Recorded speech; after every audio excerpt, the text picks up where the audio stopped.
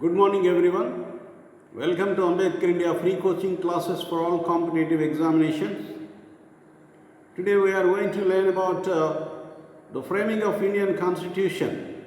In this topic, I will explain how the Indian Constitution was made and what is Constituent Assembly, who are its members, how they are elected, when did they meet, and what is objective resolution, what is drafting committee, who are its members, what are their contributions, and what are the subcommittees formed by the Constituent Assembly, when the Constitution was adopted and enforced.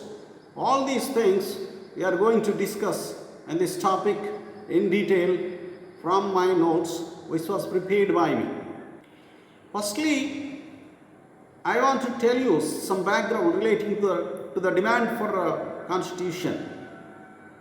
So the demand for a constitution grew during the time of freedom struggle itself.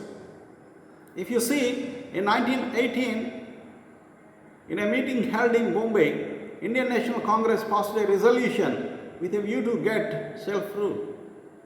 Number two, Gandhiji also insisted in 1922 for Swaraj in his journal Young India. And number three, Motilal Nehru also made a mention in Bombay IMC, Indian National Congress, that was held in 1927 for the necessity of the constitution. Accordingly, a 9-membered subcommittee was constituted under the chairman of Motilal Nehru, and it released a report in 1928 which was popularly known as Nehru Report, in which they proposed dominion status to India. This was the first trial made by Indians for framing of a constitution. Now let's go to the Constituent Assembly. We all know that our Indian Constitution was framed by the Constituent Assembly, and Dr. B.R. Ambedkar was the chief architect of our Indian Constitution. Here, the concept of Constituent Assembly was first proposed by M. N. Roy in 1934, Manavendranath Roy, or some other name is also there for him, Narendranath Bhattacharya. He also started Communist Party of India in 1925 in Tashkent. He was one of the founders of that CPI. He was a radical humanist. He was the first man to give a call for a Constituent Assembly. Later, the Indian National Congress also demanded for a Constituent Assembly for the first time in 1935. After that, in 1940, Lord Linlithgow, the then Viceroy of India, proposed August Offer, in which he announced dominion status to India.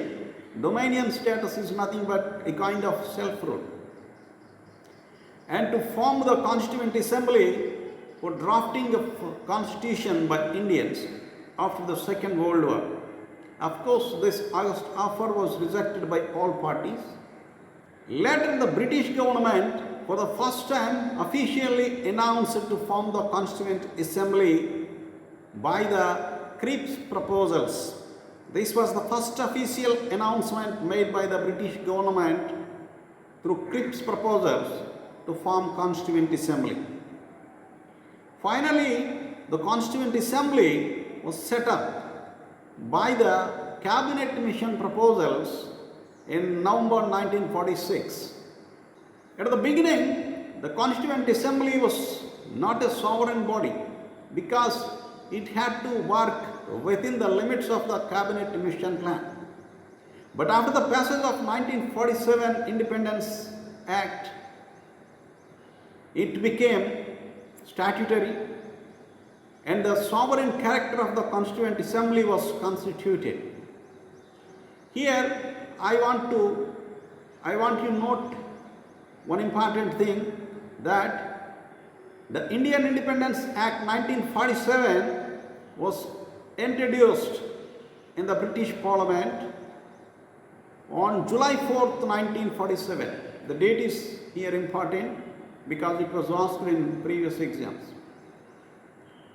And one more thing I want you to note, the symbol of Constituent Assembly is elephant, and B.N. Rao, Benagal Narsinga Rao, was the chief advisor to the Constituent Assembly. You just remember these three things. Now come to the other functions of Constituent Assembly. Number one, it adopted national flag on July 22nd, 1947. It also adopted Hindi in Devanagari script as official language of central government on 14th September 1949. So this date, 14th September, is observed as Hindi Divas.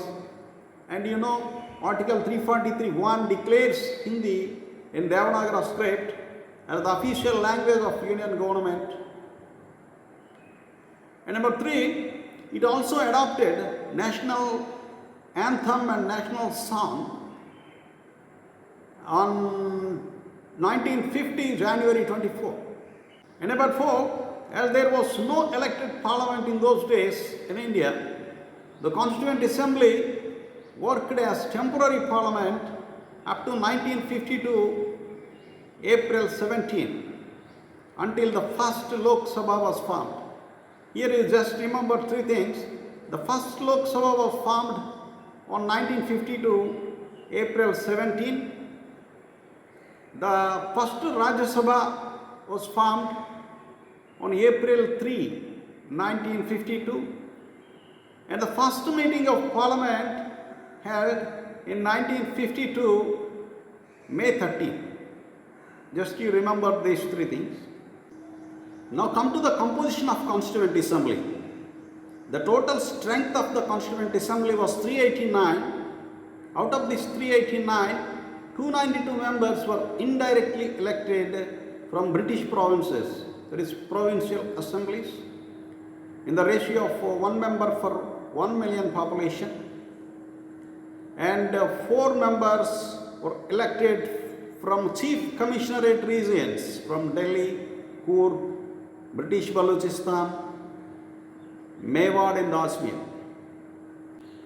Totally 296 members were elected members, and the remaining 93 members were nominated from princely states. Here you just remember, out of these 296 elected members, the Congress party captured 211 members and Muslim League captured 73 members, and the rest were not filled up. After the partition of India in 1947, the strength of Constituent Assembly was got reduced to 299 members because 90 members went to Pakistan. Out of these 299 members which were allocated to India, 229 members were elected from British provinces, and the remaining 70 members were nominated from princely states. Here I want you to note one important thing that was happened at the time of partition of India. In fact, Dr. B.R. Ambedkar was elected to Constituent Assembly on behalf of Scheduled Caste Federation from Jessore and Khulna constituency of East Bengal with the help of Jogendranath Mandal. After the partition of India, this East Bengal went to Pakistan. As a result, Dr. B.R. Ambedkar lost his representation in the Constituent Assembly. Then the Congress party thought that it was impossible to draft the constitution without Dr. B.R. Ambedkar. So it instructed M.R. Jaikar, Mukundarao Jaikar to resign, and in his place Dr. B.R. Ambedkar was re-elected again to the Constituent Assembly from the state of Bombay. Now the first meeting of the Constituent Assembly was held on 9th December 1946 with Dr. Sachidananda Sinha elected as its first interim president. Later Dr. Babu Rajendra Prasad was elected its permanent president, and he was proposed by J.B. Kripalani. and the Vice President of Constituent Assembly was H.C. Mukherjee, was proposed by Pattabhi Sitaramayya. And all the members of the Constituent Assembly were taken from all sections of society. If you take from Muslim community, you have Maulana Abul Kalam Azad and Sayyid Muhammad Sadullah. You know, Maulana Abul Kalam Azad was the longest serving president of Indian National Congress, and he was the first education minister to independent India, and his birthday November 11 is observed as National Education Day. From Sikh community we have Baldev Singh and Hukum Singh. Baldev Singh was the first defense minister of independent India. From scheduled castes we have Dr. B.R. Ambedkar. From women community we have Hansa Mehta, Durgabai Deshmukh, Suchata Kripalani, Rajkumari, Amrut Kaur, Sarojini Naidu. And from Europeans we have Frank Anthony. And from labor sections we have Babu Jagadjeevan Rao. And from minorities H.C. Mukherjee. From Hindu Mahasabha M.R. Jaikar and Shyam Prasad Mukherjee. And from Parsis H.C. Mukherjee. Like that, from all sections of society, the Constituent Assembly members were taken. Now come to objective resolution. The Constituent Assembly in its meeting held on 13th December 1946, it passed a resolution with 8 objectives which the Constituent Assembly had to achieve, was proposed by Jawaharlal Nehru. And this objective resolution ultimately became the preamble of our Indian Constitution. So you just remember what is objective resolution, who proposed it, on which date, and how many objectives were there. Now come to committees formed by the Constituent Assembly.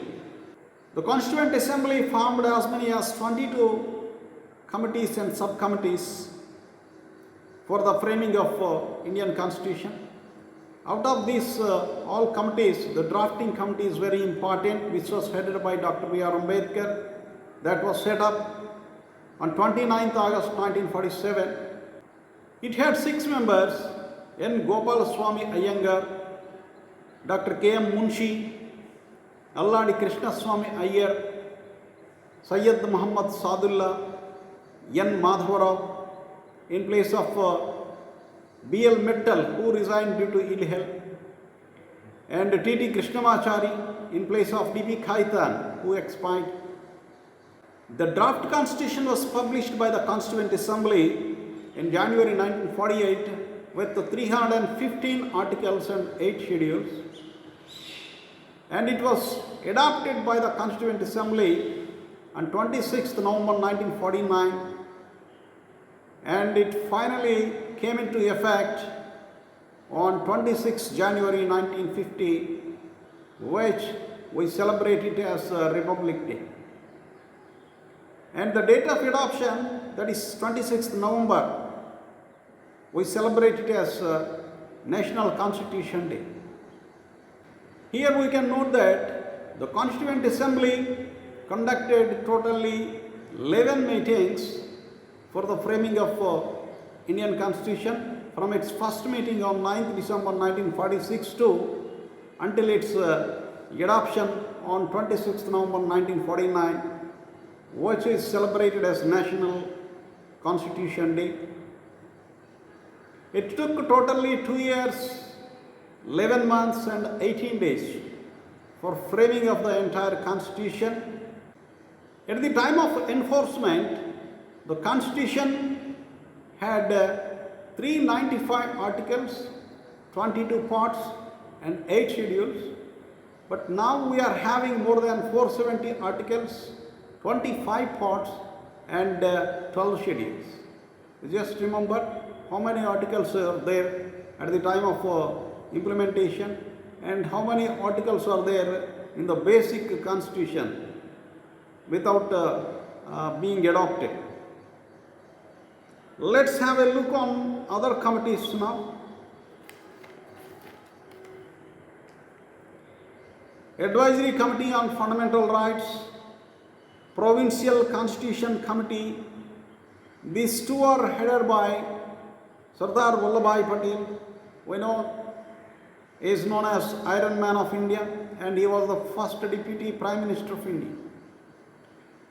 And some other committees, Steering Committee, Rules Committee, and Finance Committee. These three committees were headed by Dr. Babu Rajendra Prasad. We all know that he was the first president of independent India. And Central Powers Committee and Central Constitutional Committee, these two are headed by Jawaharlal Nehru. He was the first Prime Minister of India. And the Subcommittee on Fundamental Rights was headed by J.B. Kripalani. He was the President of Indian National Congress at the time of independence in 1947. And you just remember Committee on Supreme Court and Citizenship. It was headed by Varadacharya. And Linguistic Provinces Committee headed by S.K. Dhar. These two are not members of Constituent Assembly. Like that, you just remember what are the committees or subcommittees formed by the Constituent Assembly and who are its heads, because in many exams they are asking that, they are giving for matching also. Just you go through any book, because I don't want to tell all these committees. Okay, that's it for today. Let's meet again with another topic tomorrow. Thank you. Keep reading. All the best, because hard work gives good result, you know. Hard work is the only success mantra. So if you do hard work, one day you will get success, definitely. So all the best. Keep reading.